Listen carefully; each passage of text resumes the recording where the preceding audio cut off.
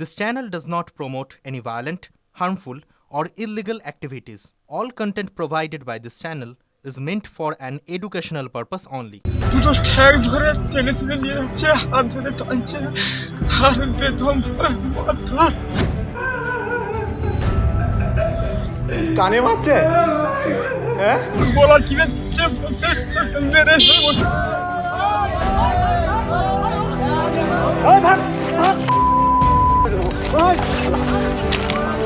ভাগ সব ভাগ, আমি বলবো ভাগ, এখান থেকে ভাগ, বাপি কাকা ভাগো। একটু চলদা হবে না, মরে যাবো চলদা, সেরকম অবস্থায় বলতে পারিনি।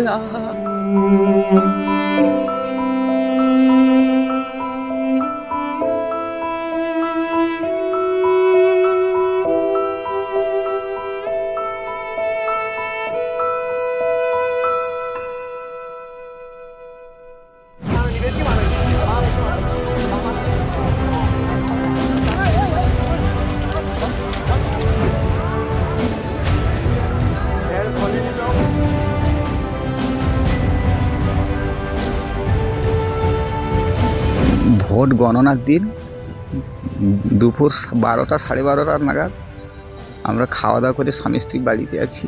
খাওয়া দাওয়া করে একটু 2 মিনিট হয়েছে শুয়ে পড়েছি, টিভিটা চালিয়ে দিয়ে আমি খবরটা দেখছি।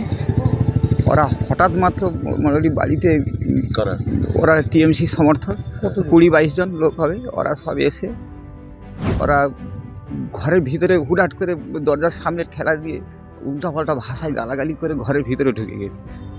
আমার স্ত্রী ছিল সামনে, স্ত্রীকে ঠেলে দিয়ে বলছি উল্টাপাল্টা ভাষা, সে ভাষা বলা যাবে না, উল্টাপাল্টা ভাষায় গালাগালি বলতে আমি যখন প্রতিবাদ করলাম আমাকে ধরে দমকা মারার পরে টেনে টেনে টেনে টেনে আমাকে পুরো একদম বাইরে নিয়ে গিয়েও মারতে অনেকটা দূরে, একটু কাছে একটু দূরে, মানে 10 হাত দূরে রোড আছে, রোডে নিয়ে গিয়ে রোডেও মারতে প্রচুর লোকজনও কালি হয়ে যায়।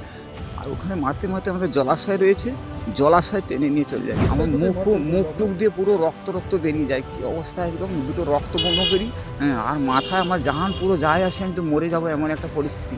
আমাকে কণ্ঠা টিপে ধরে, আমি কোনো রকম বলছি একটু চল দাও, না মরে যাবো চল দাও, সেরকম অবস্থায় বলতে পারিনি, করছি একটু কোনোরকম জল ঠিক মতো বলতে পারছি না, মুখে পুরো কাদা মাটি ফাটি নিয়ে একদম দেয়, দমকা মারার পরে আমি পুরো অজ্ঞান হয়ে। পুলিশ প্রশাসনকে সব জানিয়েছি, কেউ আসেনি, কেউ সহযোগিতা করেনি।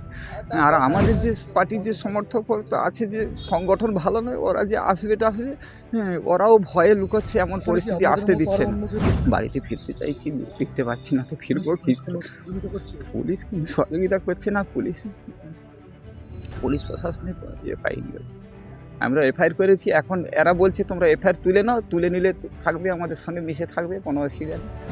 দেখুন, মথুরাপুরে ভোট পরবর্তী যে হিংসা চলছে, যে কয়েকটা জায়গায় এপিক সেন্টার তৈরি করেছে, তার মধ্যে হচ্ছে গোবর্ধনপুর থানা এলাকা। এই গোবর্ধনপুর থানা এলাকায় পাথর প্রতিমা বিধানসভায় বিজেপি কর্মীদের ওপরে যে কায়দায় আক্রমণ, তাদের ঘরবাড়ি লুট, ঘরবাড়ি ভাঙচুর এবং তাদেরকে বাড়ি ছাড়া করেছে তৃণমূল। আমি জানি না পশ্চিমবঙ্গে কী ধরনের শাসন ব্যবস্থা কায়েম। আর পুরো এই আক্রমণ করিয়েছে ওখানকার যে ওসি, তার নেতৃত্বে, চন্দন পণ্ডিত ওসি, তারই নেতৃত্বে ওখানকার ওসি পুরো তৃণমূলের ব্লক সভাপতির ভূমিকায় নাটক শুরু করে দিয়েছে, সিভিক ভলেন্টিয়ারদের জুড়ে নিয়েছে। মানুষের যেন তৃণমূল ছাড়া অন্য কোনো পার্টি করা যাবে না, এই ঠিকাদারিটা নিয়েছে ওখানকার ওসিরা।